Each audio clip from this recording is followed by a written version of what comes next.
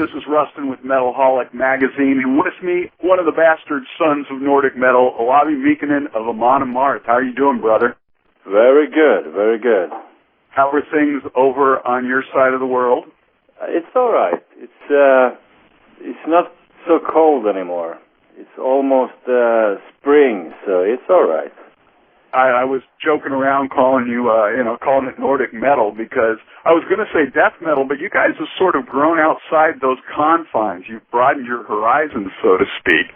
Yeah, I think I used to say that perhaps Crusher album was our last death metal album, and then after that, Versus the Words was probably the traditional heavy metal riffing. And from that on, we've been just doing more and more traditional metal riffing. I mean, we still have growling vocals, and we probably will always keep those kind of vocals. And we also play like a down tune, like death metal. But like riffing-wise, I would not label ourselves as really death metal anymore. I know next year you're celebrating 20 years, but this really started all the way back in 1988. You were one of the founders. Does it seem like that much time has passed? No, not really. I think at least my head thinks that I'm still 20 years old, so I guess, time goes by pretty fast. Right. Now, is the body having to take it a little bit differently these days? Yeah, my body is more, I would say my body feels more like 60 or something like that. I've been, it's insane. I've been chopping a lot of wood lately, and, it's not healthy for a musician to work hard. So, you're always getting that exercise, lifting a beer here, a pint there. Exactly. Tell us how the 70,000 Tons of Metal cruise went. It was actually very awesome. We were kind of like concerned because we didn't have any info at all. So I think it was like a couple of days before we were about to leave. Then we got like a running order and stuff like that. So we were like, all right, it's going to be very much like a punk show. Just go up there and hopefully they have gear for you. But it turned out to be very, very good, and we had a blast. And then, it's like in a festival with like no backstage or anything. So all the bands were like hanging out with all the fans, and it was fucking fantastic. And also for us, like I think in January, it's like you have like a 1 meter snow, and it's like fucking cold and all that. And then you go to Mexico, it's like. It's like summer. It was really fun, we will definitely like to do that kind of trip again.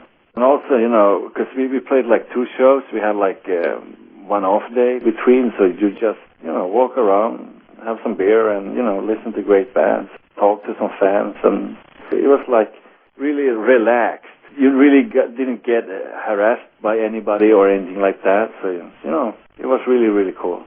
Yeah, I think part of that may have to do with the fact that fans know you're not suddenly going to be gone in 30 minutes. They know you're going to be around, so they don't feel that need to jump on you. Yeah, exactly. And if you're hungry, there is no backstage restaurant or anything. You just, if you're going to eat, you have to eat where everybody else is. So you're going to be touring the U.S. again, and this time when you come, you're going to be playing 2 sets, including the entire Surtur Rising album.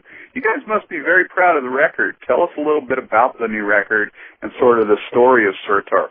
The record itself is kind of like a natural.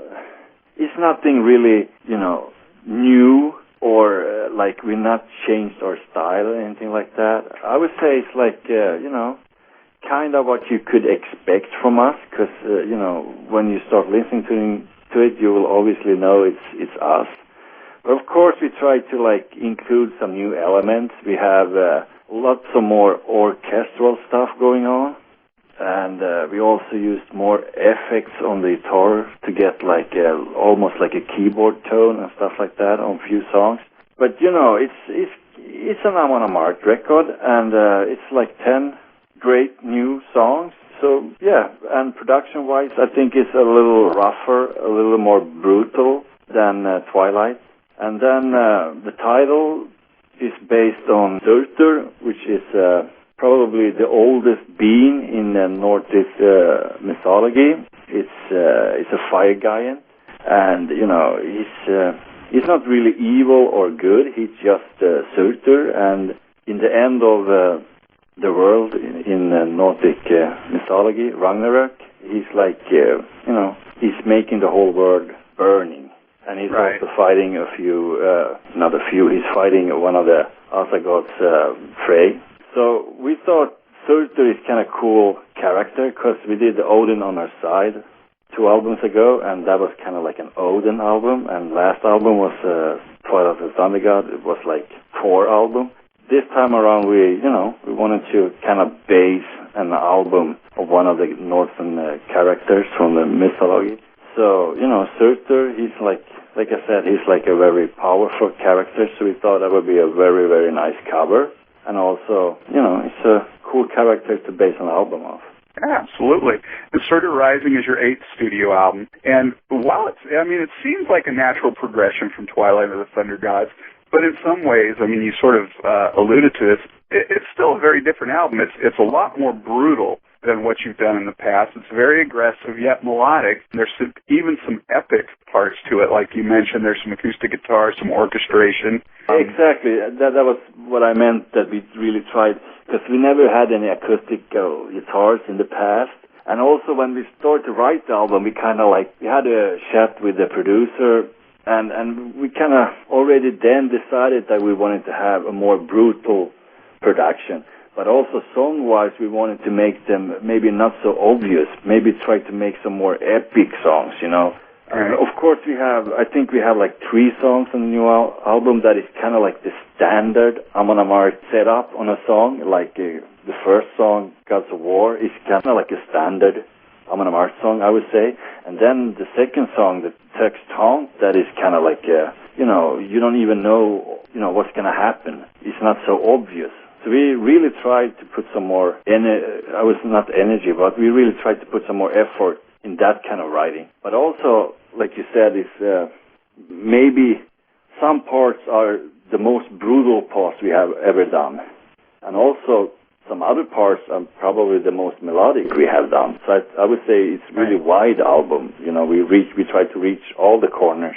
And it's good to hear those changes. If there's no growth, you sort of get stagnant, and every album just starts to sound exactly the same. Exactly. Now, you did a lot more guitar solo work on this record, too. Yeah.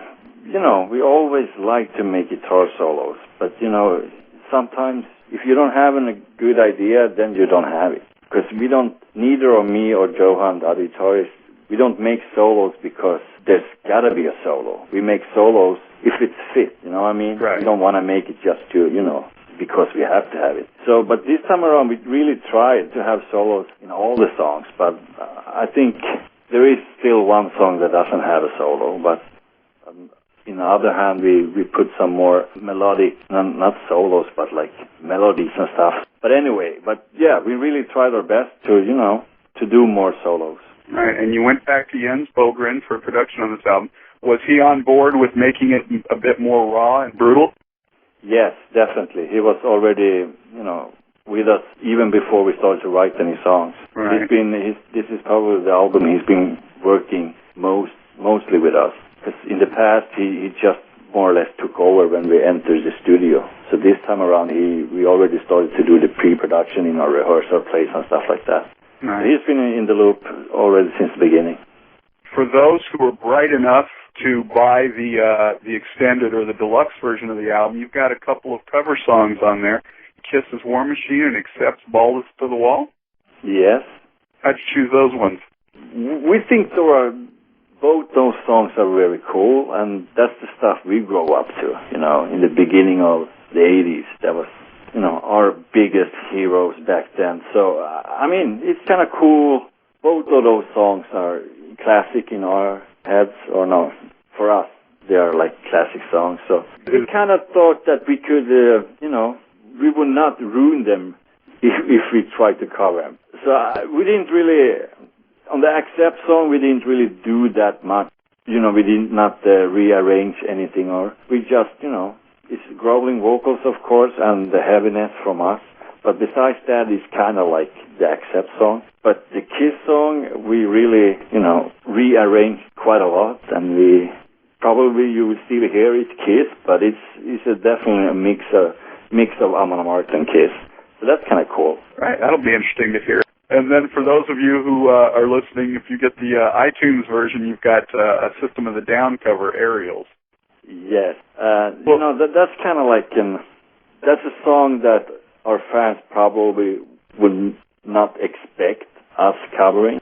And, it's a kind of funny story, because that's one of the songs that we've been when we are touring in a van back in the day, and we were just bored. After, if you have a drive between Montana and, Chicago, for 3 days. Right. So we were just singing along to a lot of bullshit on the radio, and, that was one of those songs that we were singing along to. So that song somehow became a song that, whenever we were drunk and wanted to sing together, that was the song we started. So we did a show in Japan before we started to record. And in Japan, they have these karaoke bars.